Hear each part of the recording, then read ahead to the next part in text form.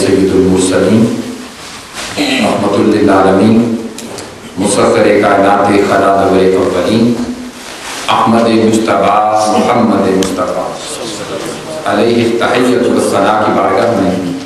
ذوق شوق محبت اور الفت کے ساتھ آواز بلند حدیث درود و سلام السلام علیکم یا سیدی یا رسول اللہ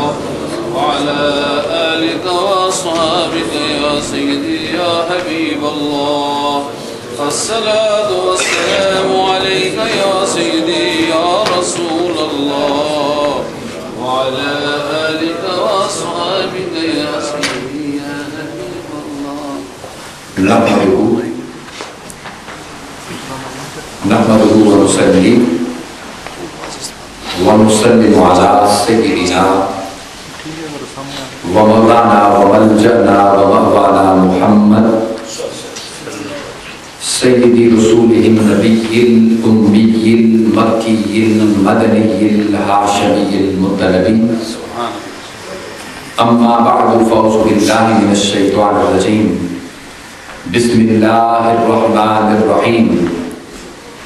ان الذين يبايعونك انما يبايعون الله يد الله فوق ايديهم وقال الله تبارك وتعالى في مقام آخر يا ايها الرسول بلغ ما انزل اليك من ربك صدق الله مولانا العظيم وبلغنا رسوله النبي الكريم ونحن على ذلك لمن الشاهدين والشاكرين والحمد لله رب العالمين الله رب محمد صلى عليه وسلم نحن عباد محمد صلى عليه وسلم لي خمسة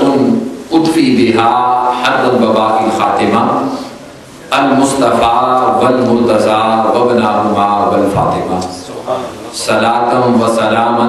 عليك يا رسول الله وعلى آلك وأصحابك وأزواجك سيدي يا حبيب الله واجب التعظیم قابل عزت تکریم معزز عزیزان گرامی قدر انتہائی واجب الاحترام صاحبزادہ سید میر حسین شاہ صاحب دامت برکاتہم، اللہ رب العزت کے فضل و کرم اور نبی کائنات فخر موجودات احمد مجتبیٰ محمد مصطفیٰ علیہ التحیۃ والثناء کی نگاہ مقدس کے تصدق سے ماہ پاک رمضان المبارک کے تیسرے جمعۃ المبارک کو اللہ رب العزت کے گھر میں نماز جمعہ کے لیے حاضر ہیں۔ اللہ رب العزت کی بارگاہ میں التجا ہے کہ رب کائنات ہم سب کی حاضری کو اپنی بارگاہ میں قبول و منظور فرمائے، اور اس نسبت سے میں نے جو قرآن مجید کی آیہ کریمہ عنوان گفتگو کے طور پر تلاوت کرنے کا شرف حاصل کیا ہے، مجھے بیان کرنے اور ہم سب کو سمجھنے کی توفیق عطا فرمائے۔ آج جمعۃ المبارک کی نسبت سے میں نے پہلی آیہ کریمہ سیدنا عثمان غنی جنہیں حضور نے ذوالنورین کا خطاب دیا رضی اللہ تعالی عنہ کی نسبت، اور دوسری آیہ کریمہ چونکہ آج بحمد اللہ تعالی حسن اتفاق سے 21 رمضان المبارک بھی ہے اور جمعۃ المبارک بھی، یہ ہے یوم امام المشارق والمغارب حلات المشکلات والمصائب سیدنا علی ابن ابی طالب کرم اللہ وجہہ الکریم کے حوالے سے میں نے دوسری آیہ کریمہ عنوان گفتگو کے طور پر تلاوت کی ہے۔ اس نسبت سے مختصراً پہلے مناقب سیدنا عثمان غنی کی نسبت اور پھر امام علی المرتضیٰ کی نسبت بیان کرنے کی کوشش کروں گا۔ اللہ رب العزت ہم سب کو سمجھنے کی توفیق عطا فرمائے۔ امام سیدنا عثمان غنی رضی اللہ تعالیٰ عنہ جو کہ خلیفہ راشد ثالث ہیں، جب ان کی بات کی جائے تو شرم و حیا کا سارا خزانہ سیدنا عثمان غنی کے در کی خیرات نظر آتا ہے۔ سبحان اللہ سبحان اللہ۔ یوں تو حضور کے سارے صحابہ مختلف جہتوں سے نبی اکرم کے فیضان کا پیکر نظر آتے ہیں، لیکن تاجدار کائنات خود ارشاد فرماتے ہیں کہ جس نے حیا کا درس لینا ہو، جس نے نظروں کے اندر پاکیزگی پیدا کرنی ہو، جس نے دل و دماغ کو طہارت و تقدیس سے منور کرنا ہو،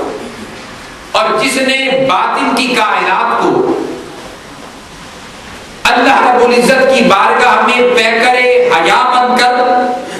پیش کرنا ہو، وہ سیدنا عثمان غنی کے در کا غلام بن جائے۔ اور حضور نے یہ مقام صرف یوں ہی ادا نہیں فرمایا، یوں ہی ادا نہیں فرمایا، بلکہ سیدنا عثمان غنی کی اس حیا کی وجہ سے تاجدار کائنات نے یکے بعد دیگرے اپنی 2 صاحبزادیاں جناب عثمان غنی کے نکاح میں ادا، 2 صاحبزادیاں یکے بعد دیگرے، جس کی وجہ سے عثمان غنی رضی اللہ تعالیٰ عنہ ذی-النورین یعنی 2 نوروں والے بن گئے۔ لوگ حضور کو نور نہیں مانتے، سیدنا عثمان غنی کی جب بات ذی-النورین کی آ جائے گی تو پھر تو میرا خیال ہے مسئلہ زیادہ درپیش ہوگا، لیکن جن کو مصطفیٰ ذی-النورین فرمائے، ارے ان کے نور میں شک کرنے والا خود نور سے خالی ہو جاتا، خود نور سے خالی ہو جاتا۔ ارے دوستو، اگر ہماری اولاد کی بات آئے تو ہم ان کی شادیاں کریں تو لکھیں نور چشم فلاں فلاں، نور چشمی فلاں فلاں، میری آنکھوں کا نور میرا بیٹا، میری آنکھوں کا نور میری بیٹی، اس کی شادی فلاں دن طے پائی ہے۔ ہم کارڈ چھپوائیں شادیوں کے تو ان کو نور چشم کہیں، اپنی آنکھوں کا نور۔ ارے مصطفیٰ کی بیٹیاں جن کے نکاح میں جائیں، ارے وہ ذی-النورین نہ بنے تو اور کیا بن سکتے ہیں؟ سبحان اللہ، جو خود نور والے ہیں، ہماری آنکھوں کے نور، ہماری آنکھوں کے تارے، اگر ان کی شادیاں ہوں تو وہ نور چشم بنے۔ ارے مصطفیٰ کی بناتے طیبات جن کے نکاح میں آئیں وہ ذی-النورین بنا کرتے ہیں۔ خود بھی مصطفیٰ نور، مصطفیٰ کی بیٹیاں مصطفیٰ کی آنکھوں کا نور، اور جن کے نکاح میں جائے وہ ذی-النور، وہ 2 نوروں والے بنے۔ اور اس حوالے سے جب سیدنا عثمان غنی رضی اللہ تعالیٰ عنہ کے مناقب کی طرف نظر کی جائے تو سیدنا عثمان غنی رضی اللہ تعالیٰ عنہ